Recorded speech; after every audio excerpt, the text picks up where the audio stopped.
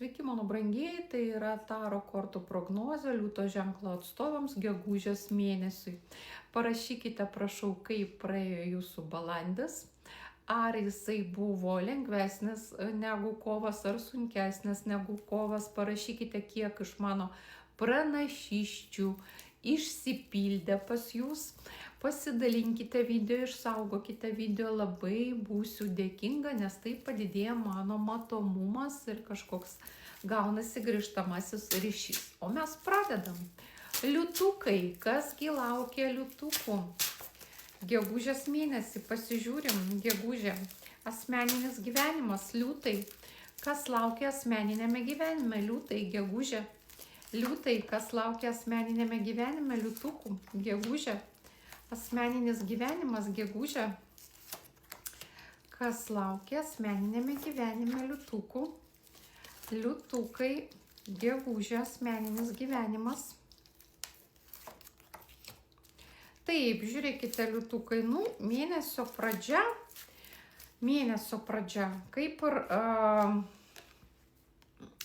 prasideda nuo kortos tokios partnerystės, nuo kortos kažkokio susižavėjimo, nuo kortos, kad jūs galite gauti dėmesio, kad galbūt kažkas tai jums parodys savo dėmesį, galbūt parodys, kad jūs patinkate, galbūt parodys, kad netgi, ten kažkokie jausmą jums turi, gali jums pasiūlyti, gali būti pasiūlymas pasimatymo, gali būti kažkoks tai kitas pasiūlymas, dažniausiai tai daugiau susiję vis dėlto asmeninis gyvenimas su kažkokiais tais pasiūlymais susitikti, nueiti į pasimatymą.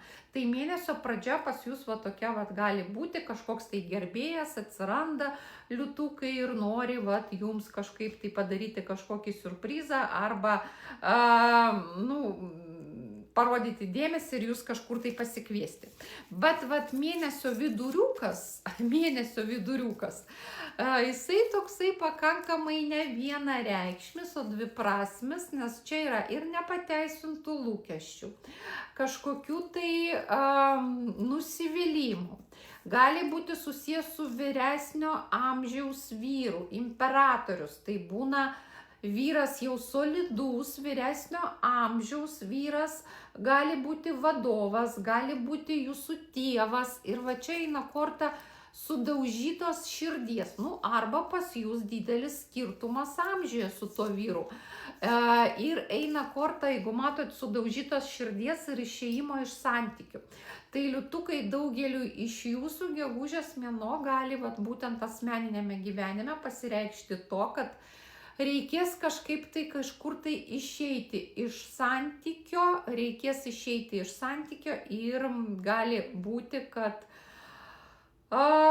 tas, sakykime taip, santykis jūsų gali pasibaigti su lyg nepateisintais lūkesčiais ir su lyg to, kad jums sudaužys jūsų širdutę.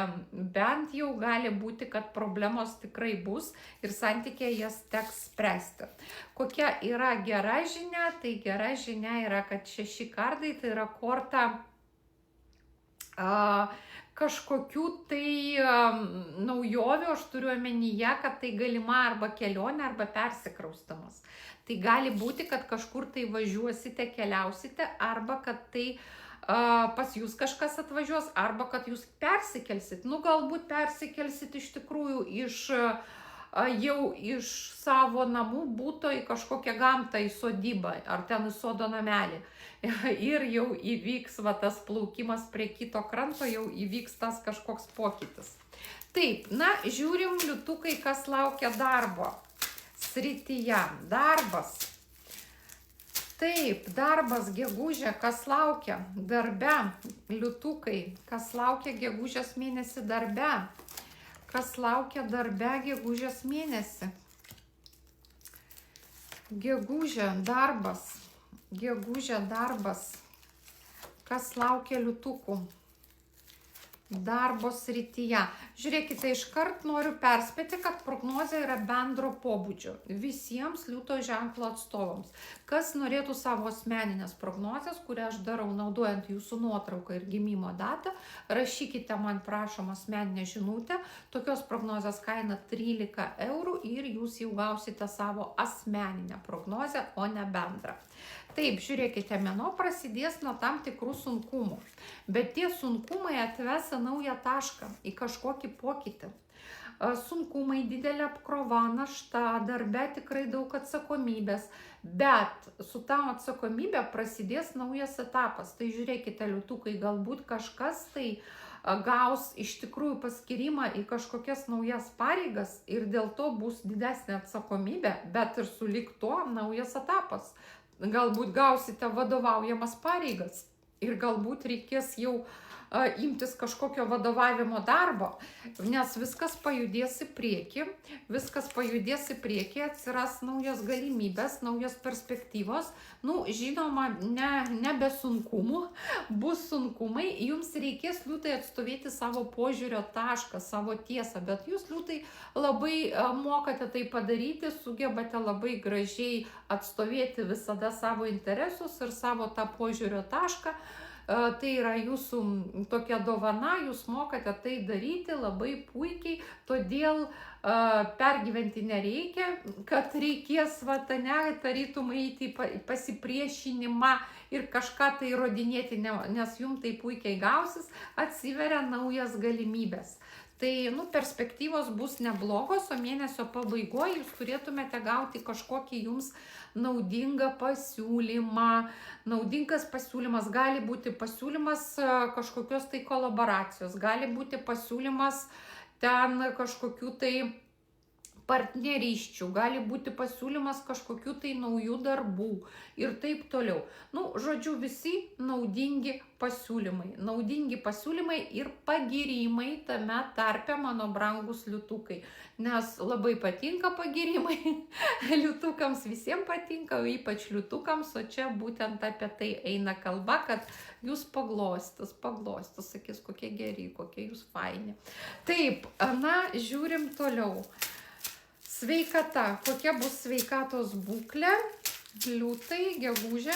Kokia bus sveikatos būklė? Žiūrim sveikatos būklę.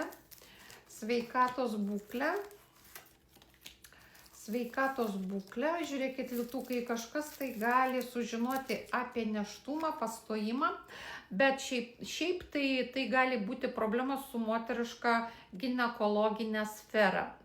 Tai paprastai gimda, kiaušidės ginekologija arba, kaip aš jau jums paminėjau, čia yra pagrindinė reikšmė kortos, yra pastojimas, mano brangios liūtukės, tai kad tikimybė bus ir pastojimo.